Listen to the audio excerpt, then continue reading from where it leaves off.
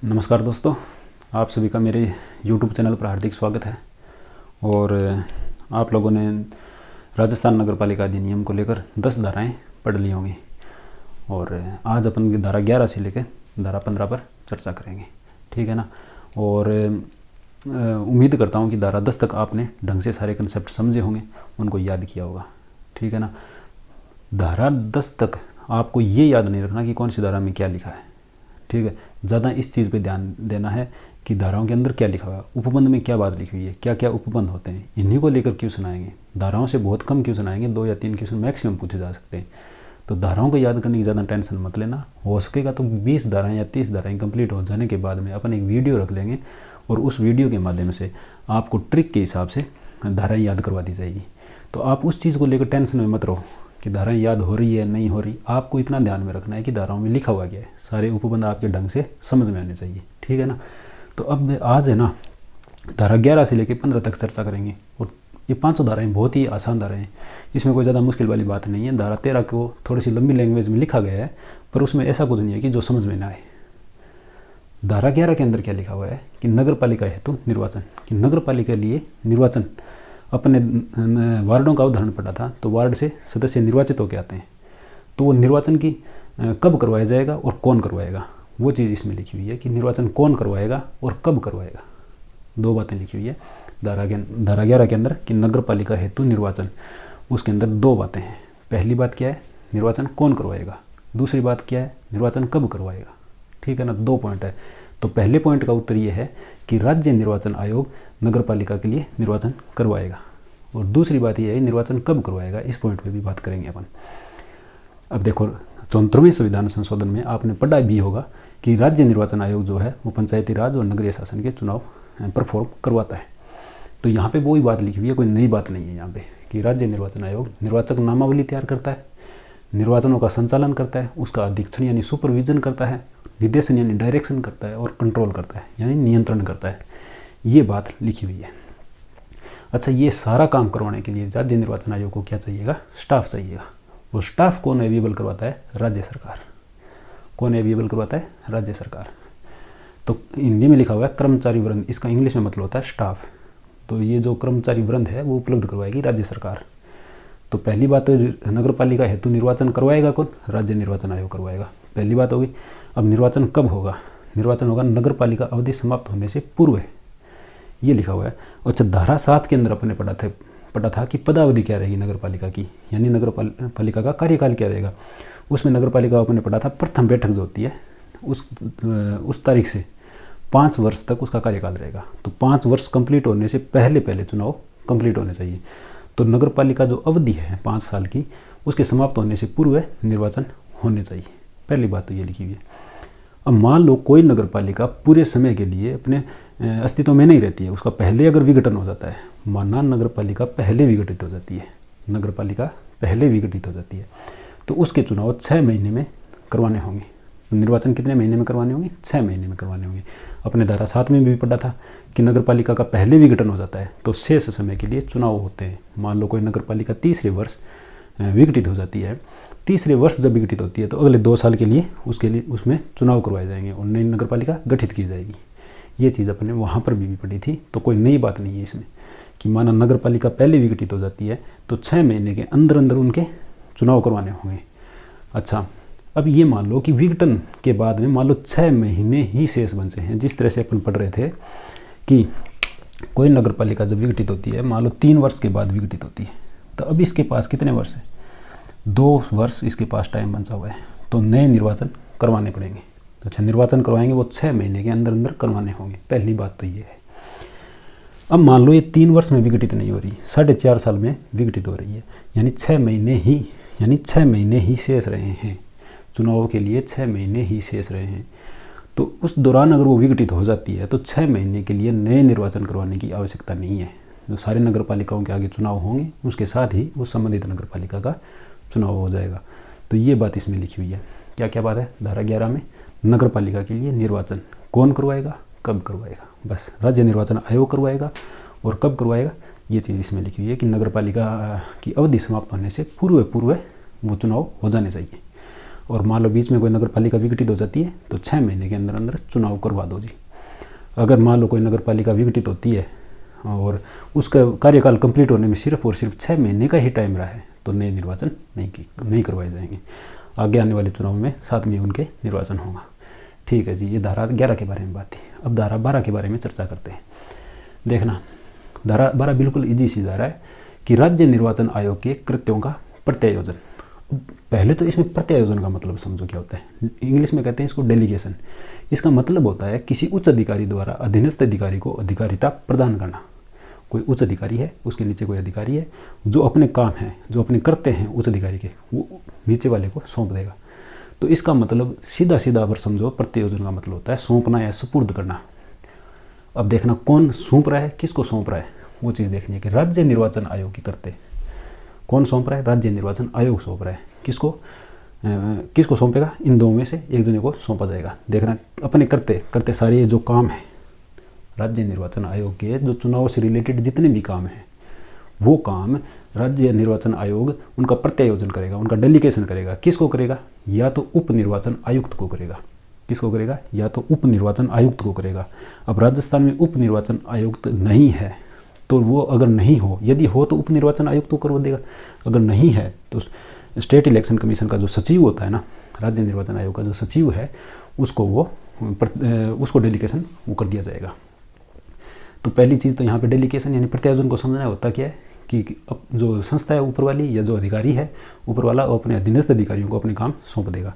तो यहाँ पे राज्य निर्वाचन आयोग अपने कर्तव्यों को किसको सौंपेगा, या तो उप निर्वाचन अधिकारी को सौंपेगा या किसको सौंपेगा, सचिव को सौंपेगा। तो सचिव या उप निर्वाचन आयुक्त। तो ये चीज़ ध्यान में रख लेना, ये धारा 12 के अंदर लिखा हुआ है, नॉर्मल सी बात है।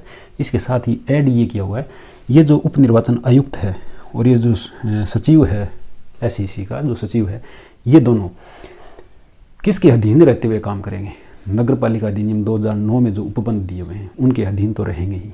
साथ में राज्य निर्वाचन आयोग जो कुछ नियम बनाता है, कुछ विशेष नियम बनाएगा, कुछ निर्देश देगा, उनके अधीन रहते हुए अपना काम करेंगे। तो इसमें कोई मुश्किल वाली बात है नहीं, धारा 11 और धारा 12 दोनों में। धारा 11 में तो 2 बातें याद रखनी है। धारा 11 में कौन कौन सी 2 बातें याद रखनी है कि निर्वाचन कौन करवाएगा, SEC करवाएगा। कब करवाएगा, उसकी काल अवधि कंप्लीट होने पर करवाएगा। अगर विघटन हो जाता है तो 6 महीने के अंदर करवाएगा। 6 महीने के लिए विघटित होती है तो वहाँ पे निर्वाचन नहीं होंगे, धारा 11 में। और धारा 12 में क्या बात लिखी हुई है कि प्रत्यायोजन कौन किसको करेगा, किसको प्रत्यायोजन करेगा, यानी किसको सौंपेगा अपना काम राज्य निर्वाचन आयोग। तो किसको सौंपेगा, या तो उप निर्वाचन अधिकारी को या फिर सचिव को। उप निर्वाचन अधिकारी नहीं है, उप निर्वाचन आयुक्त नहीं है तो किसको सौंपेगा, सचिव को सौंप देगा। तो ये चीज़ ध्यान में रखना। और ये सचिव और उप निर्वाचन आयुक्त जो होते हैं वो अधिनियम के समस्त उपबंध, अधिनियम के जितने भी उपबंध हैं, नगर पालिका अधिनियम 2009 के, वह SEC स्टेट इलेक्शन कमीशन के सामान्य व विशेष नियमों व निर्देशों के अधीन रहते हुए काम करेंगे। ठीक है ना, ये बात भी लिखी हुई है। अब आप इसको शॉर्ट नोट से तरीके से भी कर सकते हो, प्रत्यायोजन के सामने सीधा लिख लो, या तो उप निर्वाचन आयुक्त या सचिव, और यहाँ पे कौन करवाएगा और कब करवाएगा अपनी लैंग्वेज में। इसको शॉर्ट तरीके से लिख सकते हो तो लिख लेना, बिल्कुल ईजी सी है। धारा 11 और धारा 12 में कोई भी दिक्कत वाली बात नहीं होनी चाहिए। उम्मीद करता हूँ दोनों धाराएं समझ में आ गई होगी। अब अपन है ना धारा 13 में बात करेंगे, जो निर्वाचक नामावली होती है ना उसके बारे में, कि वार्ड से निर्वाचक नामावली तैयार की जाती है, किस प्रकार से तैयार होती है, कौन तैयार करेगा। ठीक है, तो इसका स्क्रीनशॉट ले लेना आप। इसके हिसाब से अगर आप नोट करते हो तो ठीक है, अदरवाइज अपने हिसाब से नोट करोगे तो और भी अच्छा है। ठीक है जी, अब धारा 13 के बारे में बात करते हैं। कौन सी धारा, धारा 13। धारा 13 में निर्वाचक नामावली की बात की गई है। अब ये निर्वाचक नामावली होती क्या है, निर्वाचक नामावली होती है वोटर लिस्ट, मान सकते हो आप नॉर्मल भाषा में। वोटर लिस्ट जो होती है मतदाताओं के नाम की सूची, जितने भी मतदाता होते हैं यानी मत देने वाले, जो वोट देने वाले होते हैं, उनकी नाम की जो सूची होती है ना, उनको निर्वाचक नामावली कहा गया है। इसको इंग्लिश में इलेक्टोरल रोल कहते हैं, इलेक्टोरल रोल। निर्वाचक नामावली से अब आप समझ जाना कि वोटर लिस्ट की बात हो रही है। ठीक है, तो वार्ड के लिए जो निर्वाचक नामावली बनेगी, क्योंकि निर्वाचन कहाँ पे होते हैं, वार्डों में होते हैं। ठीक है, नगर पालिका के अंदर जो वार्ड है वहाँ पे निर्वाचन होते हैं, तो वहाँ पे निर्वाचन होते हैं, तो वहाँ के प्रत्येक वार्ड के लिए एक निर्वाचक नामावली बनती है, मतदाताओं की सूची बनती है। इस धारा के अंदर, यानी इस धारा का नाम तो यही है कि प्रत्येक वार्ड के लिए निर्वाचक नामावली। इस धारा के अंदर अपने को 2 पॉइंटों पे बात करनी है कि इस निर्वाचक नामावली को तैयार कौन करेगा।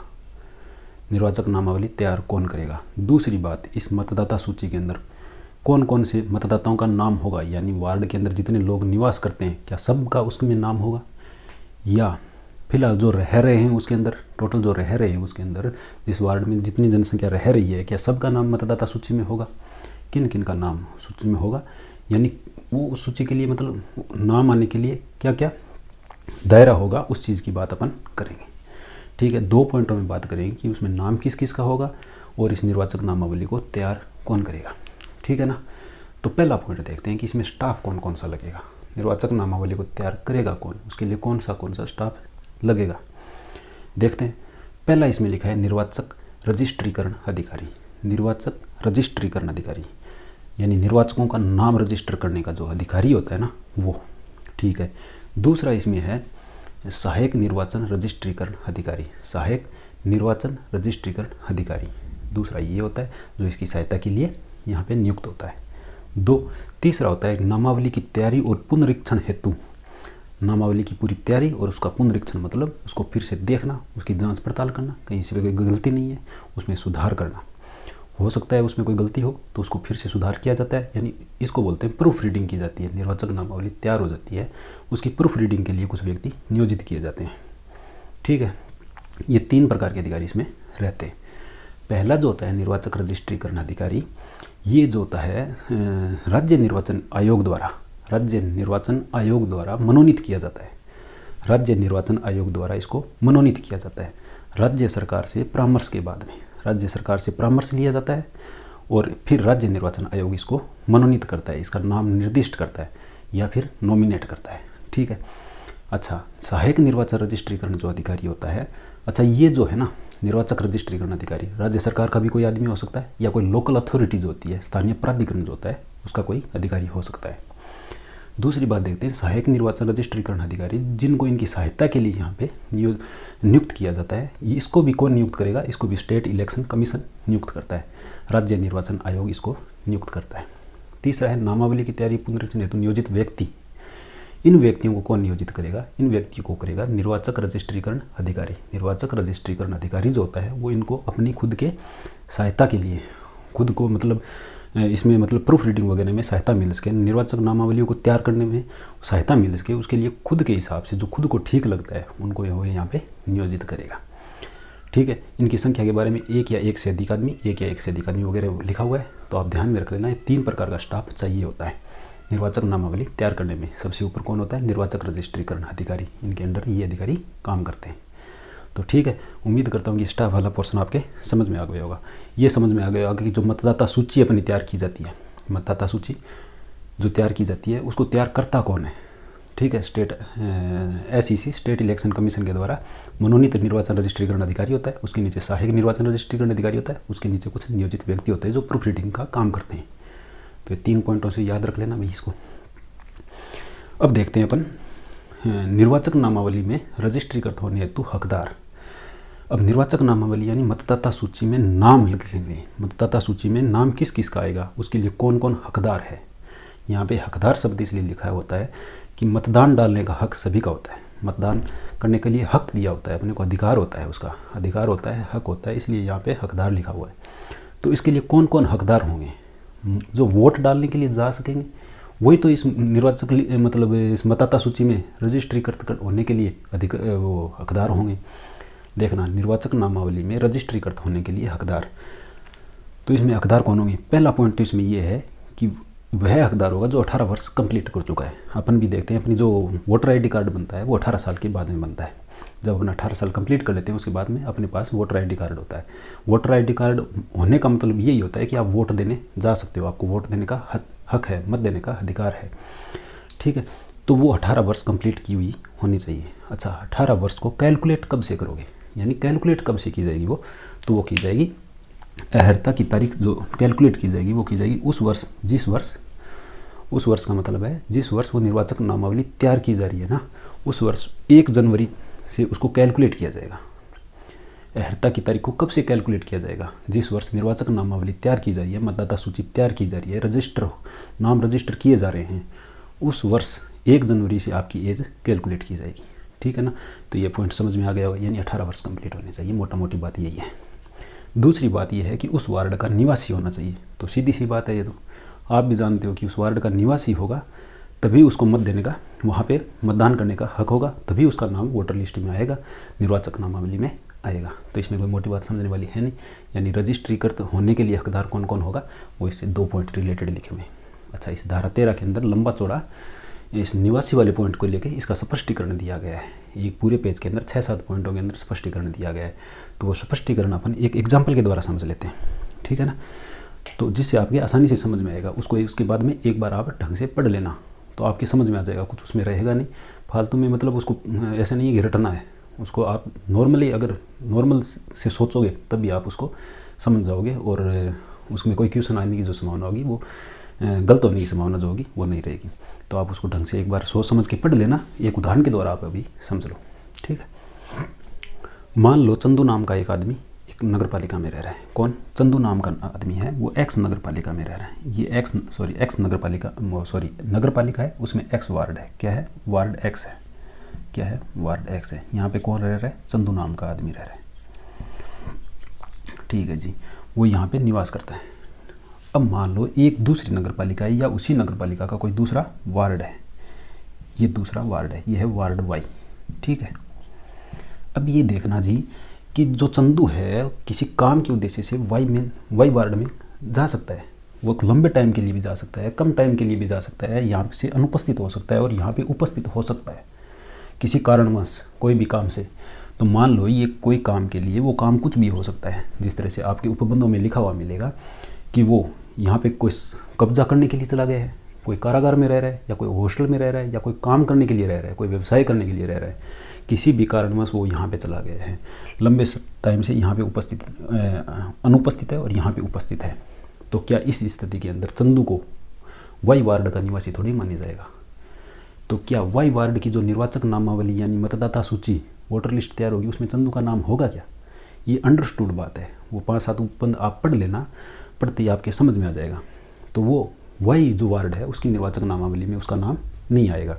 वो यहाँ पे इसका स्थायी सदस्य नहीं माना जाएगा, सॉरी मूल निवासी नहीं माना जाएगा, सदस्य गलत बोल दिया, निवासी नहीं माना जाएगा। अच्छा, ये देखना कि क्या वह यहाँ पे काम करने के लिए गया था तो यहाँ से अनुपस्थित था, यहाँ पे अनुपस्थित था कुछ समय के लिए, तो क्या वह एक्स वार्ड का निवासी नहीं रहेगा? एक्स वार्ड का निवासी नहीं रहेगा। वो क्यों नहीं रहेगा? वो एक्स वार्ड का ही निवासी रहेगा। तो इस तौर पे इसको आधार मान के ये नहीं देखा जा सकता कि अगर वो यहाँ पे अनुपस्थित है तो वह वहाँ का निवासी नहीं रहेगा, वह वहीं का निवासी रहेगा, उस निर्वाचक नामावली में उसका नाम होगा, ठीक है। एक पॉइंट तो ये समझना है आपको। दूसरा पॉइंट ये कि चंदू का नाम एक्स वार्ड की निर्वाचक नामावली में और वाई वार्ड की निर्वाचक नामावली में दोनों जगह नाम थोड़ी आ सकता है किसी कैंडिडेट का। कोई भी आदमी हो, कोई भी व्यक्ति हो, उसका नाम दोनों वार्डों की निर्वाचक नामावली में नहीं आ सकता। और क्या एक्स वार्ड की निर्वाचक नामावली में चंदू का नाम 2 बार, 1 बार से अधिक बार आ सकता है क्या? 2 बार थोड़ी आ सकता है, 2 या 3 बार थोड़ी आ सकता है, 1 बार ही नाम आएगा निर्वाचक नामावली में। तो ना तो एक्स वार्ड की जो एक निर्वाचक नामावली है उसके अंदर 2 बार नाम आ सकता, ना 2 वार्डों की अलग अलग निर्वाचक नामावलियों में चंदू का नाम आ सकता। तो ये चीज़ें तो अंडरस्टूड है। अगर ऐसा होता है तो वो इलीगल है, ठीक है। उपबंधों के तहत ऐसी कोई व्यवस्था नहीं है, ठीक है। तो ये चीज़ आप ध्यान में रख लेना। अच्छा, इसमें एक पॉइंट ये भी लिखा गया है कि मान लो यहाँ पे मान लो चंदू को एक विधायक या एमपी मान लेते हैं हम, या तो सांसद है या किसी क्षेत्र का वो विधायक है, वो अपने कर्तव्यों का निर्वहन करने के लिए वाई वार्ड में वहाँ पे रहता है, वो चला गया लंबे समय से वहाँ पे रह रहा है, मान लिया अपने कर्तव्यों अपने काम को करने के लिए वो वहाँ पे रह रहा है। तो इसका मतलब ये थोड़ी है कि चंदू का नाम यहाँ से हटा दिया जाएगा और इस निर्वाचक नामावली में जोड़ दिया जाएगा। तो वही सेम बात है, कोई इसमें अलग बात नहीं है, ठीक है। एक पॉइंट ये है कि मान लो इस स्थिति में अगर कोई विवाद होता है, इस स्थिति में कोई विवाद होता है कि चंदू को वाई वार्ड की निर्वाचक नामावली में इसका नाम दिया जाए या एक्स वार्ड की निर्वाचक नामावली में उसका नाम दिया जाए, किस निर्वाचक नामावली में उसका नाम आए, इसको लेकर कोई विवाद होता है तो राज्य सरकार के द्वारा, राज्य सरकार जो होती है उसके द्वारा जो नियम बनाए हुए हैं, राज्य सरकार द्वारा जो नियम बनाए हुए हैं उनके अधीन रहते हुए उसका निर्णय लिया जाएगा कि किस निर्वाचक नामावली में चंदू का नाम आएगा। तो ये 5-7 उपबंध लिखे हुए ध्यान से पढ़ लेना, कोई बड़ी मुश्किल बात नहीं है। तो धारा 13 के अंदर सिर्फ और सिर्फ अपने को 2 बातें याद रखनी है। पहली बात तो स्टाफ को याद रखना है, दूसरी बात अपने को उसके लिए हकदार कौन है, मतदाता सूची में नाम रजिस्टर करवाने के लिए कौन हकदार है। 2 पॉइंटों पे बात करनी है अपने को, ठीक है ना। पहला पॉइंट जो था उसके अंदर अपने लिखा था पहला कौन होना चाहिए, निर्वाचक रजिस्ट्रीकरण अधिकारी होना चाहिए, उसके नीचे सहायक निर्वाचक रजिस्ट्रीकरण अधिकारी होता है, उसके नीचे उनके द्वारा नियोजित कुछ व्यक्ति होते हैं जो प्रूफ रीडिंग का काम करते हैं। दूसरे पॉइंट में दो पॉइंट याद रखने हैं अपने को। अहर्ता की तारीख जिस वर्ष ये मतदाता सूची तैयार हो रही है, निर्वाचक नामावली तैयार हो रही है, उस वर्ष की 1 जनवरी जो होती है वहाँ से एज के लिए कैलकुलेट की जाती है, जो कि 18 वर्ष पूर्ण की हुई होनी चाहिए। और दूसरा होना चाहिए कि उस वार्ड का वो निवासी होना चाहिए, और निवासी से संबंधित अपने 5-7 उपबंध दिए हुए हैं। तो आप इस धारा 13 को ध्यान से पढ़ लेना भाई, कोई ज़्यादा मुश्किल वाली बात नहीं है। 2 पॉइंट याद रखने, निर्वाचक नामावली को तैयार कौन करता है और निर्वाचक नामावली में नाम किस किस का होता है, ठीक है ना। अब धारा 14 व 15 के बारे में अपन पढ़ते हैं, ठीक है। धारा 14 व 15 में क्या दिया हुआ है उस चीज़ को समझते हैं अपन, ठीक है। धारा 14 के अंदर क्या है, निर्वाचक नामावली में रजिस्ट्रीकरण के लिए निर्भरताएँ दी गई है। यानी निर्वाचक नामावली जो मतदाता सूची जो तैयार की जाती है उसके अंदर किस व्यक्ति का नामांकन नहीं हो सकता, उस लिस्ट के अंदर उस मतदाता सूची में किस आदमी का नाम नहीं आ सकता, ये निर्भरता होती है, उसकी डिस्क्वालिफिकेशंस होती है, उस वजह से उसका नाम नहीं आता है। अपने धारा 13 के अंदर जो पढ़ा था उसकी अहर्ता थी कि 18 वर्ष कंप्लीट कर लिया हो और वो मूल निवासी वहाँ का हो, उस वार्ड का हो। तो वो धारा 13 में अपन ने क्या पढ़ी थी, अहर्ताएँ पढ़ी थी, क्वालिफिकेशंस पढ़ी थी। ये है डिस्क्वालिफिकेशंस। धारा 14 के अंदर निर्वाचक नामावली में रजिस्ट्रीकृत होने के लिए जो निर्भरताएँ होती है वो देख रहे हैं अपन। तो क्या है इसमें, पहला कि भारत का नागरिक वो नहीं है, कोई व्यक्ति है जो भारत का नागरिक नहीं है तो ऑटोमेटिक डिस्क्वालीफाई हो जाएगा। दूसरा क्या है, विकृत चित्त हो यानी पागल हो, तो उसके लिए क्या होगा, ये निर्वाचक नामावली में रजिस्ट्रीकरण के लिए डिस्क्वालीफाई हो जाएगा। तीसरा, अच्छा इसी के अंदर ये है कि सक्षम न्यायालय द्वारा उसे दिवालिया घोषित कर दिया गया हो, सक्षम न्यायालय द्वारा उसे दिवालिया घोषित किया गया हो, ठीक है। तो विकृत कौन करता है, विकृत तो मेडिकल बोर्ड के द्वारा विकृत घोषित होता है और सक्षम न्यायालय के द्वारा उसे दिवालिया घोषित कर दिया गया हो। तो ऐसी स्थिति के अंदर वो निर्भर होगा, ठीक है, डिस्क्वालीफाई होगा। भ्रष्टाचार या अन्य अपराध के कारण वो निर्भर यानी डिस्क्वालीफाई हो सकता है। ये मोटे मोटे 3 पॉइंट है, याद ऐसे ही रह जाएंगे। डिस्क्वालिफिकेशंस क्या होती है, अगर किसी मतदाता में ये डिस्क्वालिफिकेशंस है तो मतदाता सूची में उसका नाम नहीं लिखा जाएगा। तो धारा 14 में डिस्क्वालिफिकेशंस दी गई है एक मतदाता के लिए। धारा 24 और 35 जब पढ़ेंगे तो उसमें देखेंगे, उसमें जो निर्वाचित सदस्य होते हैं, जो नगर पालिका में अपन संरचना पढ़ी थी उसके अंदर जो निर्वाचित सदस्य थे उनके लिए जो डिस्क्वालिफिकेशंस थी वो 24 और 35 में पढ़ेंगे अपन। जबकि ये किसके लिए, निर्वाचक नामावली में नाम किसका आता है, मतदाताओं का नाम आता है। तो मतदाताओं के लिए डिस्क्वालिफिकेशन धारा 14 में दी गई है। तो ये चीज़ याद रह जाएगी आपके। उसके बाद में धारा 15 में क्या है, धारा 15 भी छोटी सी है। इसमें क्या है कि कोई मिथ्या घोषणा करता है, कोई भी व्यक्ति है निर्वाचक नामावली को लेकर कि निर्वाचक नामावली में कोई ना कोई त्रुटि है, उसको लेकर कोई मिथ्या घोषणा करता है, वो लिखित रूप से करता है या फिर मौखिक रूप से करता है, किसी भी तरीके से वो घोषणा करता है, उसके लिए वही उत्तरदायी होता है, ठीक है। तो उसके लिए कुछ सज़ा का प्रावधान किया गया है, मिथ्या घोषणा करने पर कुछ सज़ा का प्रावधान किया गया है, ये धारा 15 में लिखा हुआ है। तो मोटा मोटी याद रह जाएगा, इसमें कोई ज़्यादा बड़ी बात है नहीं। देख लो, अब देखो, कोई व्यक्ति निर्वाचक नामावली में त्रुटि को लेकर मिथ्या घोषणा करता है तो उसके लिए सज़ा का प्रावधान है। मिथ्या घोषणा क्या हो सकती है, तैयारी को लेकर हो सकती है कि निर्वाचक नामावली की तैयारी गलत तरीके से की गई है, निर्वाचक नामावली को जो तैयार किया गया है उसका तरीका गलत था, वगैरह वगैरह। अच्छा, पुनरीक्षण नहीं किया गया है इसका, वो ऐसा बोल सकता है इसका पुनरीक्षण नहीं किया आप लोगों ने तो ये निर्वाचक नामावली सही नहीं है, ऐसी घोषणा कोई करता है। अच्छा, कोई शुद्धि को लेकर करता है कि इसमें बहुत सारी त्रुटियां हैं, एकदम शुद्ध नहीं है, ये बहुत सारे नाम वगैरह हैं वो गलत दिए हुए हैं, उस चीज़ को लेकर वो मिथ्या घोषणा करता है। या फिर वो किसको, कोई प्रविष्टि है और नामावली में वो बोलता है कि ये प्रविष्टि नामावली के अंदर होनी चाहिए थी, जबकि इन लोगों ने नामावली से इसका अपवर्जन कर दिया है, इस चीज़ को लेकर वो मिथ्या घोषणा करता है। या वह कहता है कोई प्रविष्टि है वो नामावली में नहीं होनी चाहिए थी, वो होनी नहीं चाहिए थी, इन लोगों ने उनको शामिल कर दिया कि नामावली में उसको शामिल कर दिया है। तो इस चीज़ को लेकर वो क्या करता है, कोई मिथ्या घोषणा करता है। ये चीज़ अगर याद रहे तो ठीक है, नहीं कोई बात नहीं, आप तो को इतना याद रखना है, कोई मिथ्या घोषणा करता है कोई व्यक्ति निर्वाचक नामावली को लेकर, तो उसके लिए सज़ा का प्रावधान किया गया है धारा 15 के अंदर। सज़ा क्या है, 1 वर्ष का कारावास हो सकता है या फिर 2 से 5,000 रुपये तक का जुर्माना लग सकता है, या अथवा दोनों ही उस पर अप्लाई किए जा सकते हैं, अथवा दोनों। तो कोई बड़ी बात नहीं है, मिथ्या घोषणा करने पर जुर्माना लाजमी है। तो वही बात है, इसमें कोई निर्वाचक नामावली से रिलेटेड कोई भी दिक्कत हो तो उसमें क्या कर सकता है, उसके लिए सज़ा का प्रावधान है। तो मोटे मोटे धारा 13 व धारा 14 की बात है आपके समझ में आ गई होगी। आज अपने धारा 13 14 और 11, 12, 13 के बारे में पढ़ा, 14, 15 और 11, 12, 13 के बारे में पढ़ा है। तो उम्मीद करता हूँ आपकी अच्छे से समझ में आ गया होगा। एक बार है ना धारा 11 से लेकर धारा 15 तक अपन मोटा मोटी देखते हैं। एक बार इसका आप स्क्रीनशॉट ले लीजिए, ठीक है।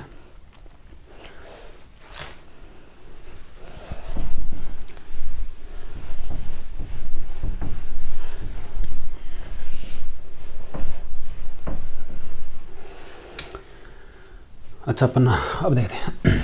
अच्छा अब देखना है कि धारा 11 के अंदर क्या था। धारा 11 में क्या था, धारा 11 से लेकर धारा 15 तक की अगर बात करते हैं तो इसके अंदर एक तो निर्वाचन से संबंधित बातें हैं। किससे संबंधित बातें, निर्वाचन से संबंधित बातें। नगर पालिका का जो निर्वाचन होता है, नगर पालिका में जो वार्ड होते हैं, वार्डों में जो निर्वाचन होता है उससे संबंधित एक तो वो निर्वाचन वाला पॉइंट आता है इसके अंदर। और एक इसके अंदर आता है निर्वाचक नामावली के बारे में। निर्वाचक नामावली यानी मतदाता सूची के बारे में।